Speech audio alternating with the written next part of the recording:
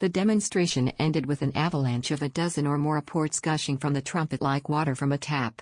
Everyone present had been named and given an apport, but most remarkable of all was the unexplained manifestation of a piece of garnet on the bedside table of a woman who had hoped to attend our meeting but had been prevented from doing so at the last minute. On another occasion, Red Cloud used a different technique to bring an apport to a sitter.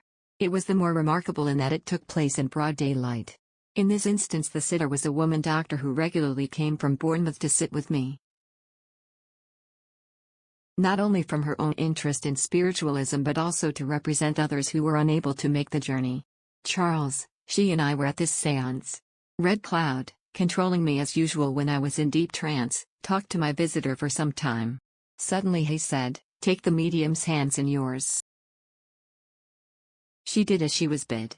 Red Cloud spoke again. "What do you see in them?" "Nothing," she replied, looking carefully at my hands and turning them over. "Nothing at all. Close the fingers of her left hand till they are clenched in a tight fist. Now fold the fingers of the right hand round it." Again she followed instructions. "Envelop the medium's hands within your own and wait."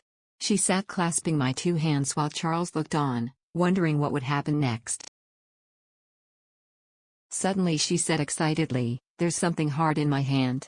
It's getting bigger." "Be still," Red Cloud admonished her. "Do not release your clasp." According to Charles, perhaps a full minute elapsed before Red Cloud spoke again.